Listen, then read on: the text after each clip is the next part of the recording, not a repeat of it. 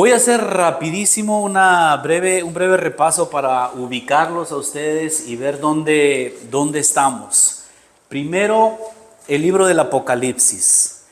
Es un libro que pues muchos le tenemos miedo porque pensamos que habla del fin del mundo, del diablo y de destrucción y demás. Y sí tiene un lenguaje así un poquito a veces difícil, pero es lo que estamos tratando aquí de entender. Para cualquier libro de la Biblia, hay que entenderlo en sus partes, cómo está hecho. La Biblia, recuerden, no podemos leerla como un libro, como una novela, así que empiezas de aquí el Génesis y te vas hasta el Apocalipsis corridito. No, es un libro, es una biblioteca la Biblia. Hay muchos libros aquí, de muchos estilos, de muchas formas. Este libro se le llama más de carácter profético, pero tiene también una razón de ser. Fue un libro, en pocas palabras, que se escribió en tiempos difíciles. Juan lo escribe a las comunidades cristianas, a las iglesias, cuando estaban siendo perseguidas, los cristianos estaban siendo asesinados por ser cristianos, despojados de sus bienes, expulsados de las comunidades judías, los que se convertían. Y entonces, así como que ser cristiano decían, pues no vale la pena, mejor si me va a ir así en la vida, pues mejor renuncio. Entonces, este libro fue escrito para animar a esas comunidades, a decirles, hey, no se desanimen, confíen en Dios, confíen en Jesús que ha vencido a la muerte. Confíen en la fe que ustedes tienen. No tengan miedo, no están solos. Ese es así, en pocas palabras, el mensaje que está aquí. Pero la mayoría de nosotros nos vamos con la idea de el fin del mundo, que el anticristo, que las plagas, y ahí nos quedamos con el Apocalipsis. Pero no quiere decir eso. Es un libro para animar a los cristianos. ¿Ok? Así en pocas palabras. Ya vimos, hay una introducción. En realidad, la palabra griega Apocalipsis significa revelación. Y eso sería el título del libro. El libro de la revelación de Jesucristo. Eso lo dije desde las primeras clases. No es el libro del fin del mundo, es el libro de la revelación de Jesús a los cristianos que estaban desanimando, que se estaban echando para atrás. Hay una introducción, una presentación de este libro, lo escribe Juan, uno de los discípulos, y luego hay una sección central donde se hablan de 7 cartas, 7 sellos, 7 trompetas, 7 copas, 7 visiones. El número 7. Aquí para entender el Apocalipsis también es bueno entender los números. Los números tienen un significado. Los colores tienen significado.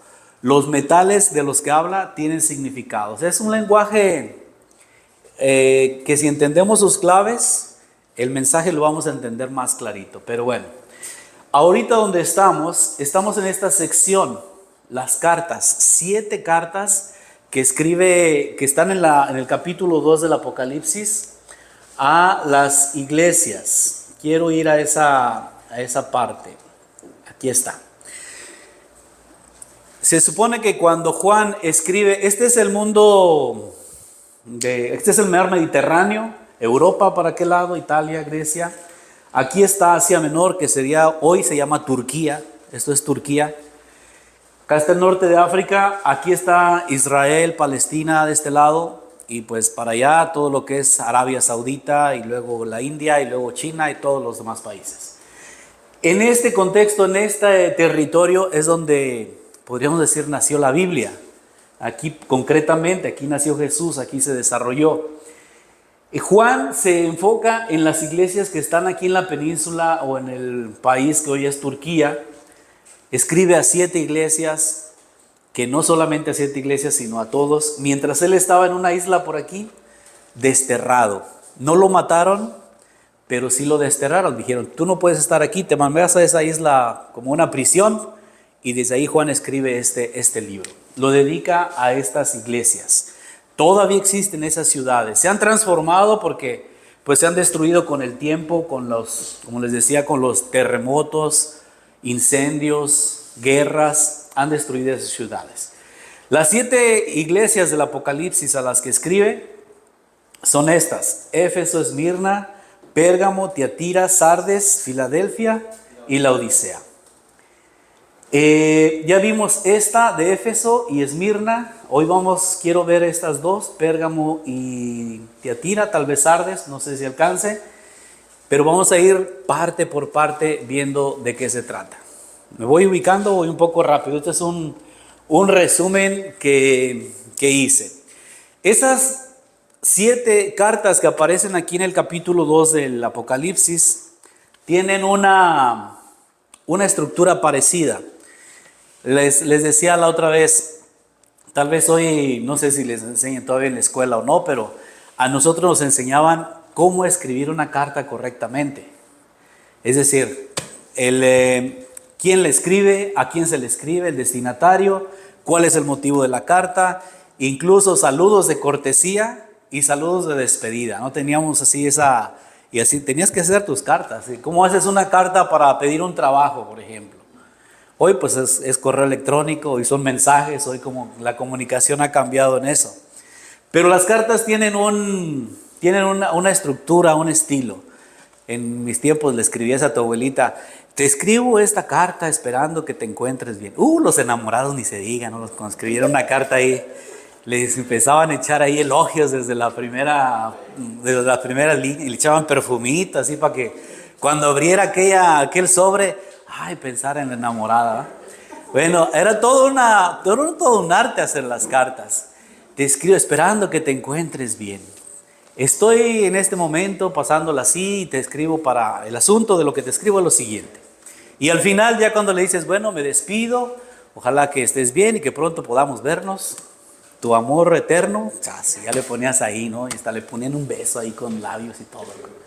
Pero bueno, eran cartas, era un estilo de cartas. Estas conservan ese estilo. O sea, son 7 cartas. Es una sección del Apocalipsis que tiene 7 cartitas, son pequeñas. Escribe a las comunidades, son cartas comunitarias, grupales.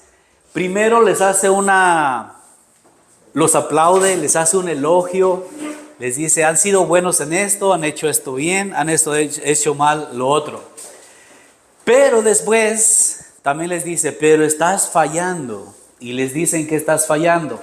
Luego les da un mensaje de corrección: tienes que hacer esto, y si lo haces conseguirás un premio. Entonces esa estructura se repite en las 7 cartas que están ahí.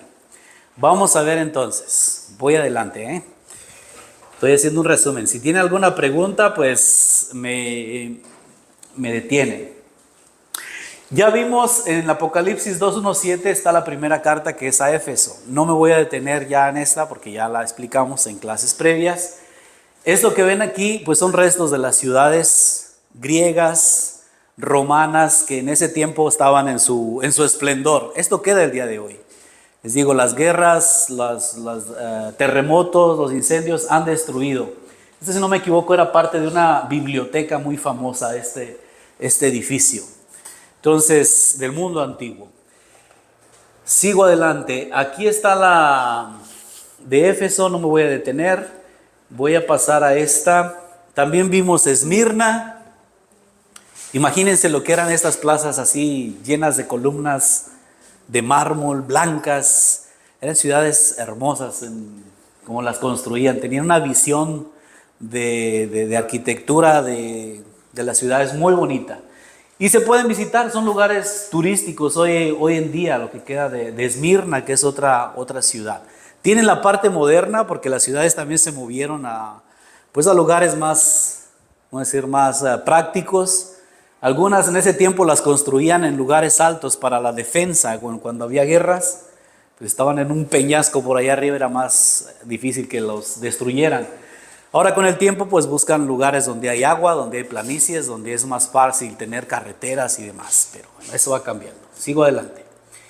Quiero ir para la lectura de esta tercera carta, que es, miren, ahí puse Incluso la forma en que nosotros nos imaginamos las cartas, estos son rollos, son pergaminos. Muchos de los libros de la Biblia así originalmente eran así. Esto vino ya después con la tecnología, tener un libro así.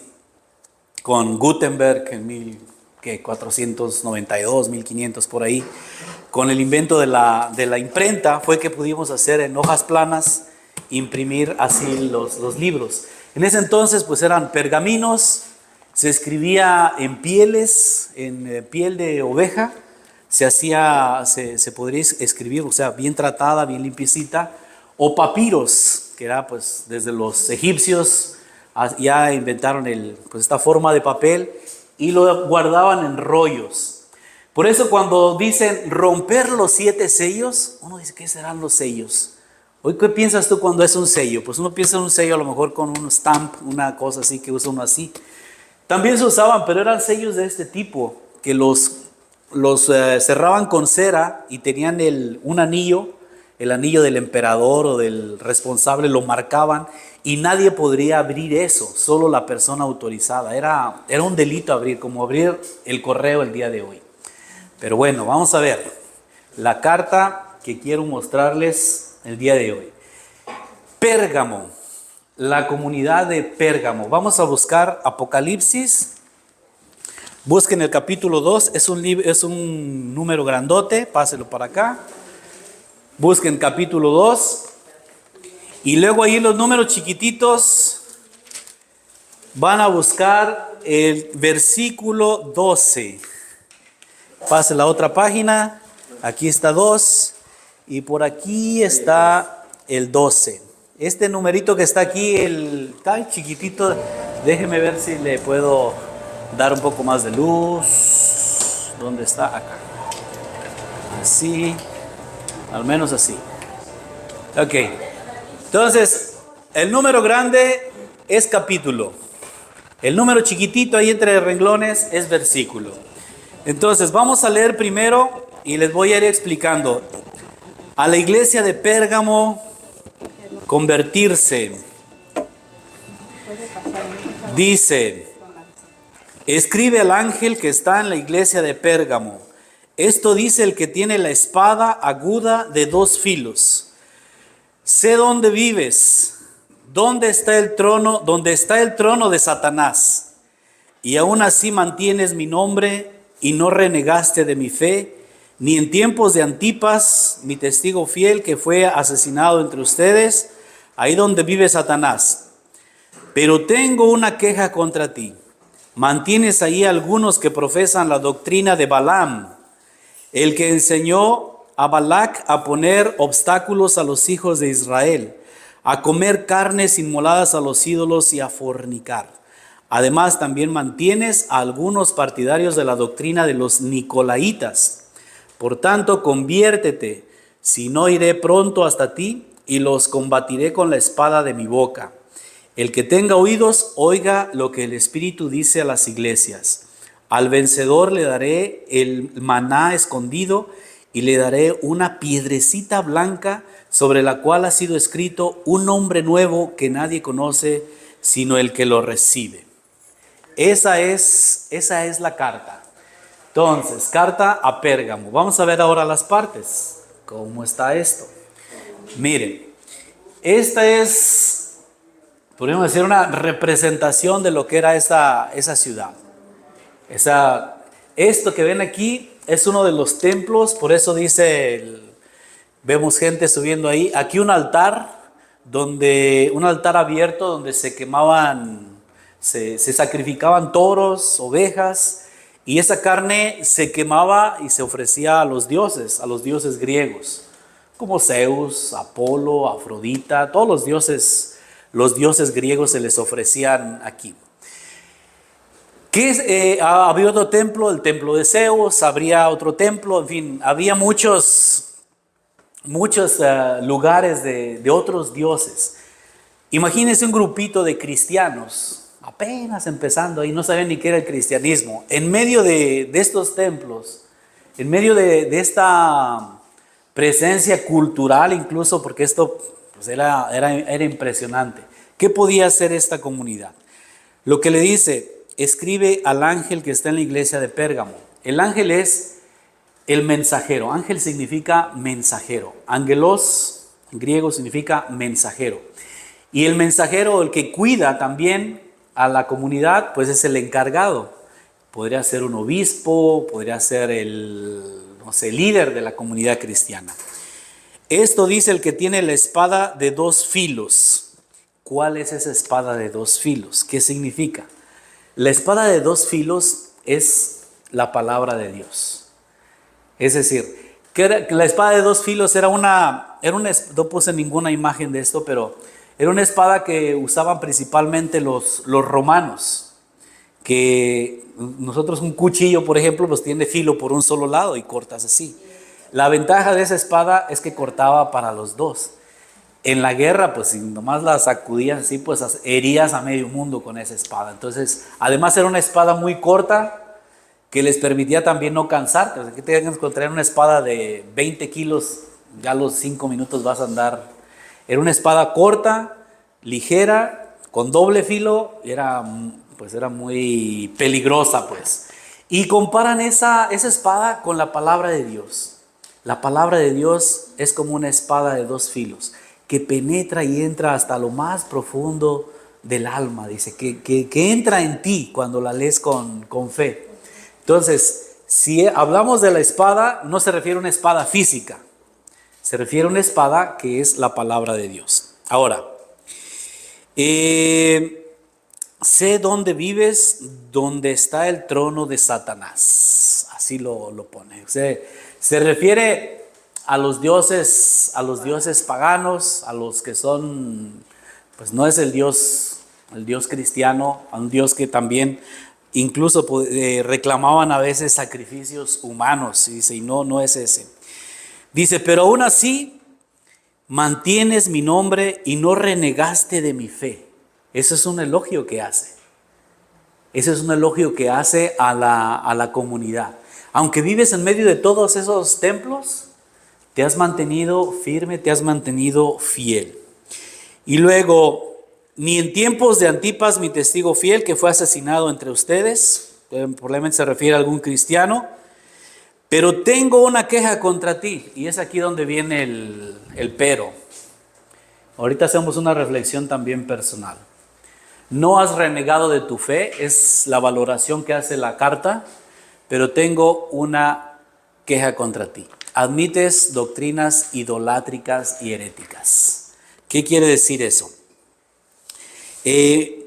Mantienes algunos que profesan doctrinas de Balaam, que enseñó a Balac a poner obstáculos a los hijos de Israel, comer carne inmolada a los ídolos. Esa era la carne inmolada a los ídolos. También lo vemos en San Pablo, en la carta a los Corintios, era un problema entre los cristianos.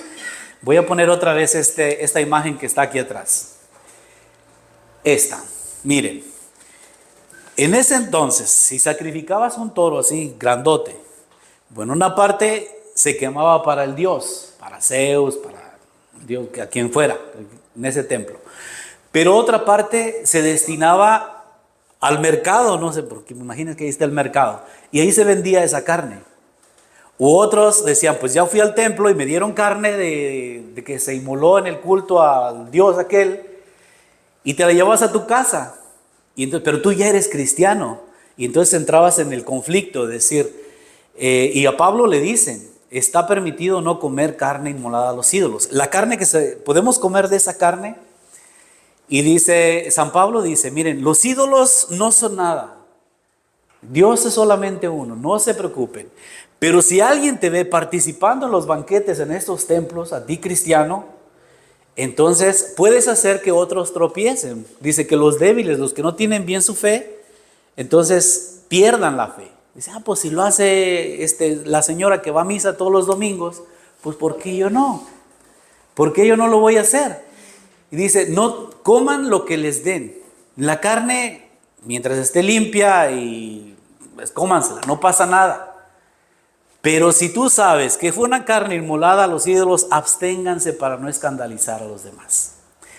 Hago un ejemplo un poco más cercano a nosotros. Y aquí va para, pues hacemos la reflexión de cómo vivimos nuestra vida cristiana. Una vez me hicieron esta pregunta. Oiga, compré un rosario en una tienda, pues donde se venden cosas de brujerías. Hay quien les llama yerbería, les llaman, pues, hay muchas cosas, y aquí hay muchas en Houston, santería y cosas así. ¿Puedo usar ese rosario para rezar el rosario? Porque finalmente, pues ¿el rosario qué es? Es como un collarcito de 50 bolitas y cada 10 tiene una más grande o diferente, y tienes que rezar 10 Aves Marías. Ese es el rosario. Pero como lo compró en una tienda de brujerías, así llamémosle, su conflicto era de esa persona: ¿puedo usar ese rosario o no? ¿Tú qué le dirías? ¿Tú qué le dirías? Dice, bueno, ¿con qué intención lo vas a usar? Si lo dices, es porque la bruja me lo bendijo, o el brujo, quien sea, y dijo, es que lo tienes que rezar, en lugar de decir Aves Marías, vas a decir Belcebú o Satanás. Entonces ya es otra cosa. Esa es otra cosa. Pero si tú dices, pues es un rosario, los objetos no son ni buenos ni malos. Todo depende de la intención con que tú lo uses. Con que tú lo uses, con la finalidad que lo uses. Aún las cosas más sagradas. Aún las cosas más sagradas. Entonces, un conflicto de ellos era decir, soy cristiano, vivo mi fe de esta manera, pero puedo ir también y no hablo de ir a otra iglesia donde también se alaba a Cristo, o sea, y no se conflictúen. Mientras se hable de Dios es algo bueno, está bien, pero podemos ser parte de otras prácticas que no van con nuestra fe. Y uno puede decir entonces, dices ser fiel, pero toleras otras situaciones. Dices creer en Dios, pero te dejas influenciar a veces y lo ve uno aquí en cada esquina, que amarres, que desamarres, que en los supermercados hay vela para tapabocas, para abrir bocas, para tener trabajo, para que no te quiten el trabajo, para quitarte la envidia, para la abundancia, desabundancia, para todo. Busquen una contra los huracanes, por favor, para que... Pero bueno, a veces nuestra fe está así entre dos cosas. Tenemos fe en Dios, adelante. Tenemos fe en Dios, pero a la vez ponemos nuestra fe también en otras cosas que hoy tal vez no les llamemos dioses, pero son otras prácticas, son otras creencias. Ahora, pues ellos lo vivían en el mundo antiguo. Nosotros no estamos exentos de eso. En este día también hay idolatría, también hay formas de... Yo siento que a veces buscamos formas más cómodas de vivir la fe. Por ejemplo, si yo no me llevo bien con mi esposa, con mi esposo, y digo, pues que me ayude el brujo y que me haga una limpia, pues entonces asume la responsabilidad mejor y pregúntate en qué estás fallando tú. Porque a lo mejor tus vicios, tu mala conducta, tus malos tratos, tu falta de madurez, tu falta de comunicación, eso es lo que está afectando, y no es que nadie te esté haciendo un mal. Tú mismo no estás aceptando algo, pero dices, es que quiero que con esto se me resuelva el problema. Entonces eso ya es como decir, pues está más fácil que me hagan algo así y ya. No, a veces es más fácil tomar decisiones, reconocer los errores y de ahí aprender. Entonces, si se fijan lo que Juan escribe a esta iglesia, no has renegado de tu fe, eres constante, pero pues admites otras doctrinas, otras prácticas.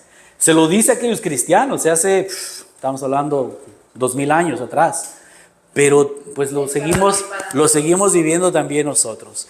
Abandona, dice, vendré con la espada de mi boca, que es la palabra de Dios, conócela. Dice, y el maná, recibirás el maná. El maná era aquel alimento que les dio Moisés en el desierto a los judíos, que era como una harina blanca que se posaba cuando no tenía nada que comer. Dice, yo te alimentaré. Y habla de una piedrecita blanca. Déjenme ver si en esta Biblia dice algo de eso. Dice en una nota que tiene aquí abajo: muy pronto la ciudad de Pérgamo estableció el culto al emperador romano en un sitio que el Apocalipsis llama el trono de Satanás. El emperador romano, el César, también se proclamaba Dios. Entonces ponía su estatua y un signo de respeto, de sumisión, era quemar incienso, ofrecer ofrendas como si fuera a un Dios. Por eso dice no, y el mandamiento pues es de los judíos y por supuesto de los cristianos: adorarás a Dios sobre todas las cosas. Entonces desde ahí era pues ya un conflicto para los cristianos.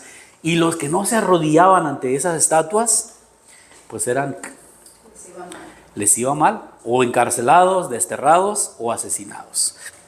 Eso es lo que les dice. Dice, y la comunidad ya experimentó la violencia de la persecución que se cobró la vida de un tal Antipas. También sufre las divisiones internas por las creencias y prácticas diversas que Juan considera perjudiciales porque representan cierto compromiso con el mundo de la religión romana. El pedido final es que la comunidad se mantenga unida y sea fiel al nombre de Jesús. Dice, en una piedrecita estará el nombre, dice, manténlo contigo. Recuerda quién eres, cuál es la autenticidad de tu fe. Hago aquí faltan unos 5 minutos, hago una reflexión para ustedes, especialmente papás, quinceañeras. Ustedes están están preparando para una fiesta bonita de dar gracias a Dios por la vida. Pero la fiesta de 15 años también puede pasar a ser solo una costumbre social. Yo sé que para ustedes no lo es, porque si lo fuera no estarían aquí. Dicen, es que nos pusieron de requisito que fuéramos a clases de quinceañera. No es solo por el requisito, es como ayudarles a entender el valor de esa misa que van a tener. A veces, miren, una de las cosas que no muchas comunidades cristianas vivimos es que vivimos se llama de sacramentos. O sea, sí somos cumplidores, sí sabemos la obligación de bautismo, de la comunión, de la confirmación, pero a veces hacemos estos saltos. Bueno, están chiquitos, ya los bauticé y ya me olvido. Ya me olvido de a lo mejor de ser constante en ir a la iglesia, de conocer la palabra de Dios, de enseñarles a mis hijos a rezar un poquito más. Es más, que las quinceañeras, que ustedes sepan ese día qué están haciendo ahí enfrente. Yo sé que a veces las circunstancias no dan tiempo, no puede uno ir a un curso de catecismo para prepararse, para recibir su comunión, su confirmación. Y nosotros no negamos la misa a nadie. O sea, la misa es una acción de gracias por la vida de sus hijas, de sus hijos. Por eso la celebramos. Pero sabemos que hay comunidades donde no se celebra quinceañera si no tienen bautismo, comunión y confirmación. Y no se la celebran. O se hacen celebraciones comunitarias y de otro. Nosotros lo vemos como una acción de gracias de ustedes. Y es una oportunidad para reconectarse con la fe que tenemos. Incluso de revisar cómo vivimos nuestra relación con Dios. Una reflexión que yo hago en las misas de quinceañera a veces: ustedes van a invitar a mucha gente, o sea, sus amigos, familiares, conocidos. No todos van a venir aquí a la iglesia, porque depende la distancia desde dónde está su casa, dónde va a ser el evento, y estoy seguro que la mayoría va a ir al salón o donde ustedes van a hacer la fiesta. Unos cuantos, a veces vienen muchos, a veces se llena también, vendrán a acompañarte en la misa. De ellos es porque tienen o más cercanía contigo, con ustedes familia, o su fe es un poco más sensible y le da la importancia de decir, no sé, hay que ir a misa, ¿cómo nada más voy a llegar al salón? ¿Verdad? Así, y ustedes pregúntense cuando los invitan, no, mejor llegamos ya. A veces no se puede también por el trabajo, ¿no? Si estás trabajando se entiende, pero hay veces que es más cómodo llegar allá y ya tranquilo, ya te evitas todo el show de venir hasta la iglesia y todo eso. Entonces eso también cuestiona, y agradezcan las personas que vengan a la misa con ustedes, agradezcan. Ahora, mi reflexión que les hago es, miren, ustedes han sido invitados, han aceptado venir, Yo no sé, digo, cómo ha sido su vivencia de fe, su conexión con Dios. Muchos a lo mejor hacía tiempo que no se paraban en una iglesia, pero como eran los 15 años de su hija, dijeron, pues voy a ir. Y cuando vinieron y te ven a ti, quinceañera, toda, bueno, pues aparte con tu vestido así bien bonito, así bien transformada, pero te ven contenta, feliz, agradecida con Dios. ¿Crees que esa actitud no le va a mover a ellos? Es decir, si mira, si ella que está bien jovencita y viene con esa fe y esa devoción a pedirle a nuestro Dios, y yo ni me paraba aquí. Entonces, ahí se convierte tu misa, se convierte como un medio para que otros se acerquen a su fe, se reconecten con Dios. ¿Sí me explico con esto? O uno también se cuestiona y dice, aquí me están diciendo que Dios me ama, que es grande, que perdona, que es bueno, que me cuida, que es mi buen pastor. Y yo buscando por allá otras respuestas y otras soluciones. Entonces, el valor de la celebración de ustedes, de su misa, es esa, que van a compartir con su familia. No pueden obligar a que vengan. Hay quien dice, sí, ahí les voy a dar el pase para el salón, ¿verdad? En la iglesia vamos a dar el pase para el salón. Y el que no tenga no entra. Puede ser, ¿no? Y así vienen todos, ¿no? Dicen, no, pues es que ahí está el pase. No. Pero valoren mucho la presencia de los familiares que vengan con ustedes. Y ustedes mismos, papás y quinceañeras, reconéctense con su fe. Hay cosas que a veces nos hacen renegar, que nos hacen olvidar. Y a veces vivimos la fe así pues ya hice la primera comunión, no, pues ya hice la confirmación, ahora toca la quinceañera. Y ya cuando acaba eso, pues ya no te vuelves a parar. Sean constantes. Y entonces esa espada de doble filo, que es la palabra de Dios, tendrá un significado diferente para ti. ¿Sí me expliqué con esto? El significado y el valor de esa fiesta que ustedes van a celebrar. Es algo bonito, es un regalo que ustedes van a hacer a sus familiares. Ojalá todos vengan, pero no van a venir todos. Pero los que vengan y que se encuentren con este Dios de la vida, al que ustedes le están dando gracias. Y de las cosas que nos pueden alejar, son muchas las que nos pueden alejar de Dios. El desinterés, la rutina, la falta de tiempo que a veces no nos damos, no sé, las dudas también que podemos tener, los problemas y la confianza que a veces depositamos en otros dioses, que no es el Dios que nos dio la vida, en el Dios en que creemos, sino en otras creencias, en otras formas de vivir la fe. ¿Sí me expliqué? Entonces, felicidades por su fiesta. Y ven como esta pequeña carta de algo que Juan lo escribió a una comunidad que andaba así media, con un pie aquí y otro allá. Dice, hey, recuerda dónde estás, recuerda, no te dejes llevar por otras doctrinas, prácticas, costumbres. Tú has recibido una fe, tú sabes en quién confías, mantente firme hasta el final. Entonces, pues seguir aprendiendo, eso es lo que nos queda a nosotros, y que esta fiesta o lo que ustedes están celebrando y preparando, pues les ayude a acercarse más entre ustedes, a crecer en la confianza, papás e hijas e hijos, pero también en acercarse más al Dios de la vida. ¿Me expliqué? ¿Sí? ¿Ya ven cómo el Apocalipsis no es tan malo como pensamos? Que a veces, es que sabe qué dirá. Sí dice cosas fuertes, y sí dice, pero pues es bien claro también en el mensaje que nos quiere transmitir. Esta historia continuará, faltan 3, 4 cartas por revisar, y también dice cosas muy interesantes. Ojalá que nos sirvan, y lo vamos saboreando así, pedacito por pedacito. Así es como se lee el Apocalipsis, y van a ver que podemos aprender mucho de este librito. Muchas gracias por su paciencia, por estar aquí aguantando el calor, que ahora sienten calor aquí.